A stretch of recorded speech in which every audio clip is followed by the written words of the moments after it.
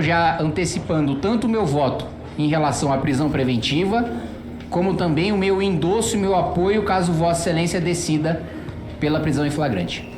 Obrigado, deputado Kim Kataguiri.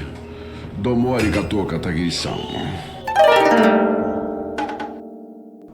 Pessoal, antes de começar esse vídeo, eu tenho um anúncio para fazer para cada um de vocês. Nós estamos com uma grande promoção que é o seguinte: você compra o seu ingresso para o primeiro festival do Movimento Brasil Livre, que vai acontecer no final de novembro, e aí você vai concorrer a um fone assinado por mim.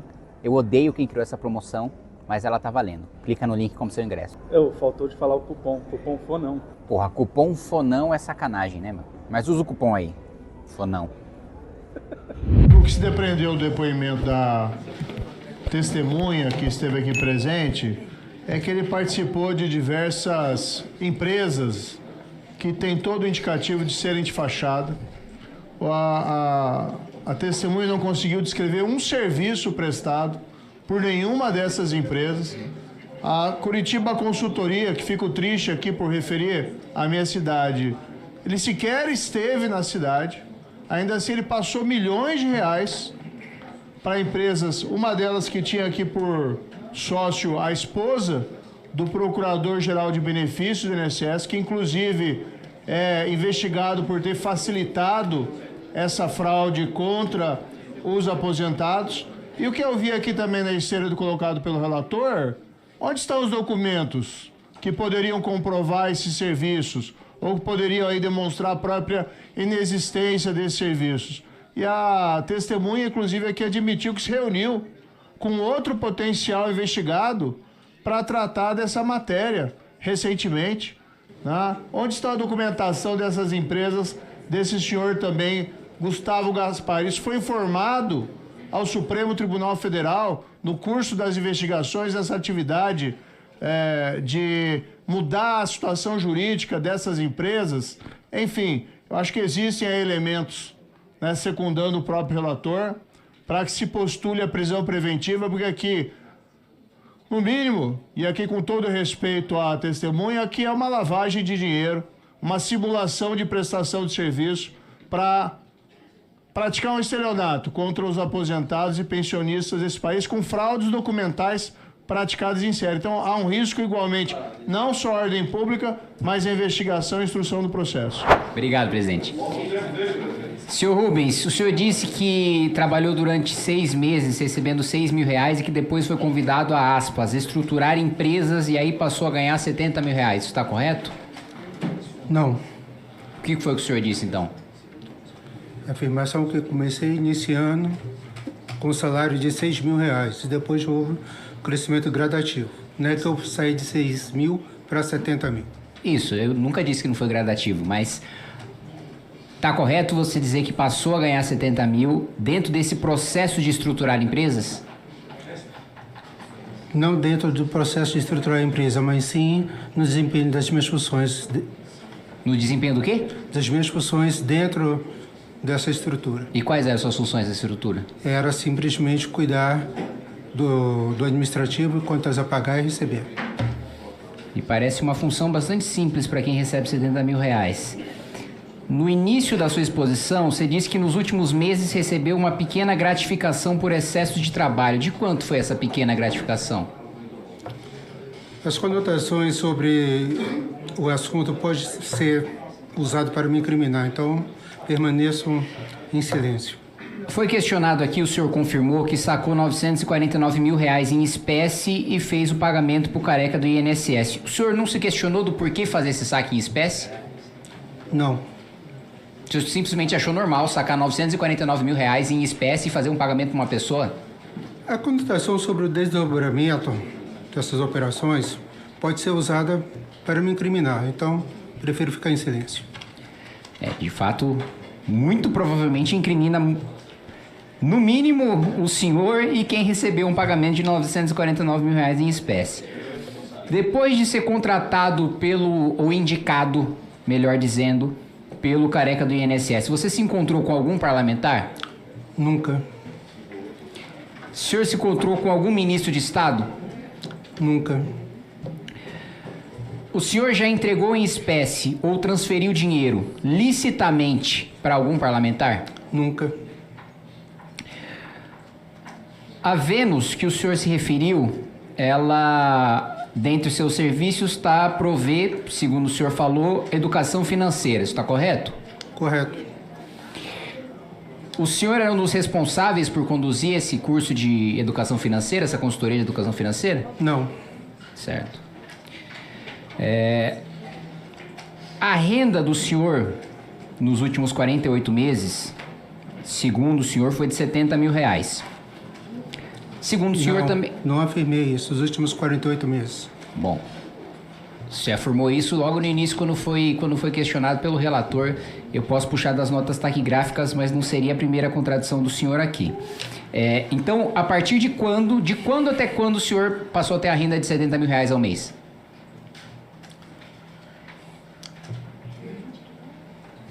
Sem muita precisão, acredito que a partir do fim do primeiro semestre de 2023.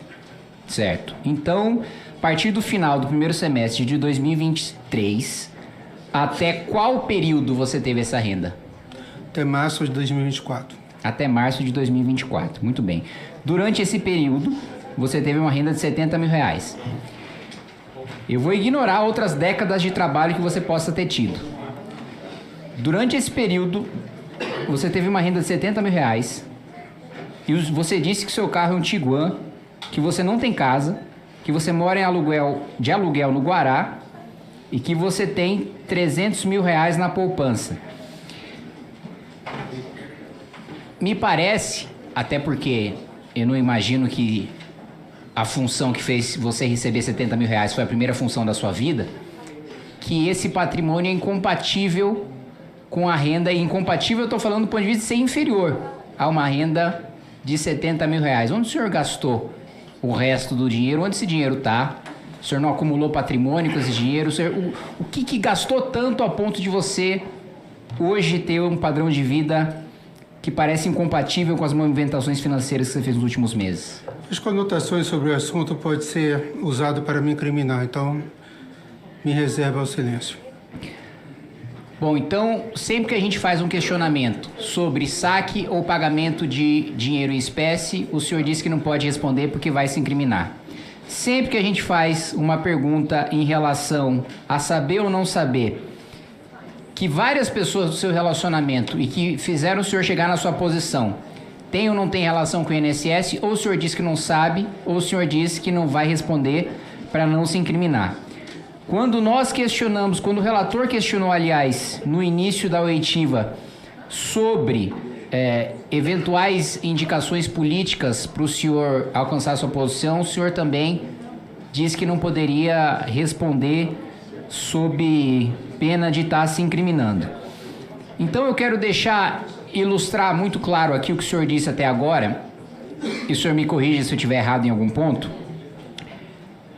Até agora o que foi dito aqui pelo senhor é que o senhor foi diretor de uma empresa, de um diretor do INSS, cujo um dos sócios era um dos diretores do INSS, também diretor de uma empresa que tinha uma das suas sócias, a esposa do procurador do INSS, diz que foi indicado por essas posições pelo careca do INSS, então, diretor numa empresa de um diretor do INSS, depois diretor de uma empresa da esposa do procurador do INSS, e depois afirma, pelas suas próprias palavras, que foi indicado pelo careca do INSS, mas ao mesmo tempo diz não saber de nada e não ter nenhum envolvimento com o objeto da investigação. Sr. Rubens, eu não sou nenhum gênio da raça, mas me parece evidente que essa história é muito pouco verossímil. Você está me dizendo que foi contratado e dirigiu e era responsável por notas fiscais e operações financeiras e administrativas de duas empresas comandadas e que tem como sócios pessoas diretamente ligadas ao escândalo, que chegou a essa posição por causa do principal articulador desse escândalo, pelo menos até agora. Eu duvido muito que o careca do INSS haja sozinho, sem respaldo político, que não tenha indicação ou respaldo de deputado federal, de senador, que não tenha respaldo de ministro de Estado. Duvido muito que alguém chegue numa posição de movimentar bilhões de reais num cargo que depende de respaldo político, num cargo que estava reservado a um partido político e que não tenha respaldo de um político, e que não tenha respaldo de um mandatário. Mas enfim, mais uma vez resumindo, diretor de 2 empresas, ou responsável por operações financeiras de 2 empresas, de 2 pessoas que estão sendo diretamente investigadas pelo escândalo do INSS. Chegou a essas posições por causa do careca do INSS. Me parece uma coisa tão ilógica quanto dizer que, não sei, tem um prato que tem arroz, tem salmão cru, tá envolto em alga, mas não é sushi.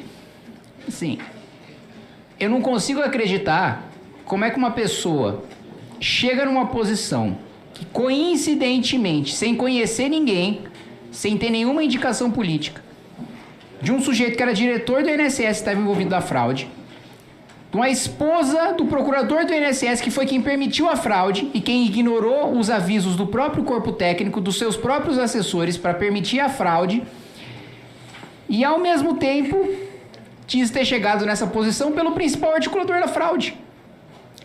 Assim, presidente, sinceramente, dadas as diversas contradições que foram, aliás, brilhantemente apontadas pelo deputado Duarte Júnior, e pelos questionamentos e pelo apontamento também feito pelo deputado Alfredo Gaspar em relação à ocultação de documentos, eu acredito, com todo respeito já futuramente à decisão que Vossa Excelência vai tomar, mas que esta CPMI sairia muito desmoralizada e, em certa medida, até perderia a razão de ser, se frente a todos esses crimes que são tão patentes, que são tão flagrantes, o senhor Rubens não saísse preso daqui.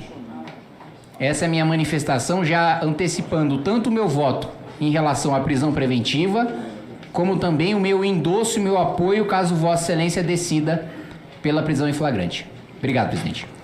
Obrigado, deputado Kim Kataguiri. Domo arigatou, Kataguiri-san.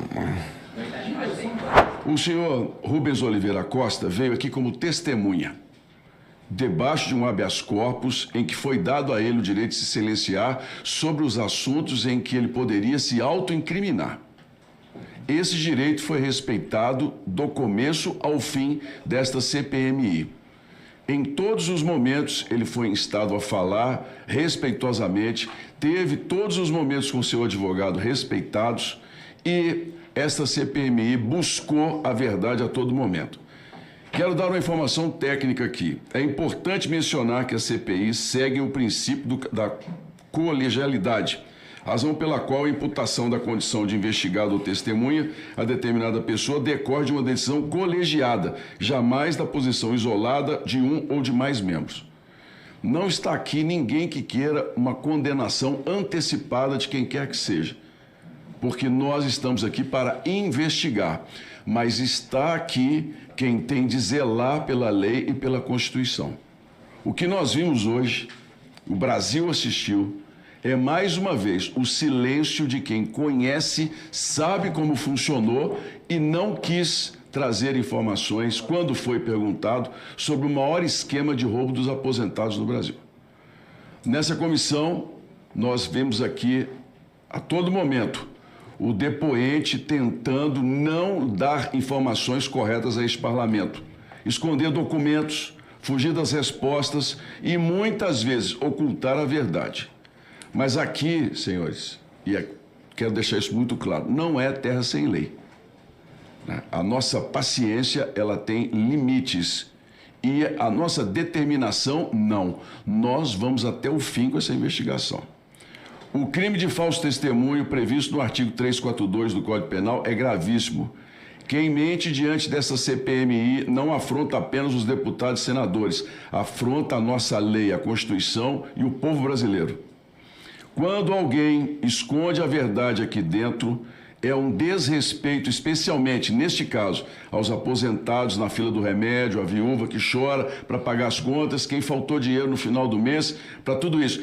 E está muito claro pela documentação que nós temos nessa CPI que o esquema era totalmente conhecido, especialmente pela experiência profissional da testemunha que veio até esta CPMI. Por isso, essa presidência encaminhará imediatamente o pedido de prisão e as representações criminais cabíveis contra a testemunha. Está registrado em ato o comportamento do depoente nessa CPMI, diante das mentiras constatadas, das contradições flagrantes, da ocultação de documentos, está caracterizado o crime de falso testemunho. Na condição de presidente desta comissão parlamentar mista de inquérito, diante do flagrante delito, eu neste ato dou voz de prisão ao depoente por crime de falso testemunho contra essa CPMI. Determino, Vossa Excelência não pode mais se manifestar, senhor advogado, agora só nos autos. Determina a Polícia Legislativa do Congresso Nacional que proceda imediatamente à condução do preso com todas as garantias constitucionais e que seja comunicado à autoridade judicial para as devidas providências. Essa CPMI, e aqui eu vim pautando ponto por ponto, não será instrumento de blindagem de ninguém. Essa CPMI vai até o final, doa a quem doer. Quem rouba do aposentado, rouba do Brasil. E aqui, meus amigos, quem mente vai pagar o preço. Polícia Legislativa que se cumpra as decisões dessa casa. Não, Excelência. O senhor não pode mais se manifestar, só nos autos agora. Nada mais havendo a tratar, agradeço a presença de todos e declaro encerrada a presente reunião, convidando-os para a próxima a ser realizada 25/9, para o oitivo do senhor Antônio Carlos Camilo Antunes, conhecido como Careca do INSS. Muito obrigado a todos.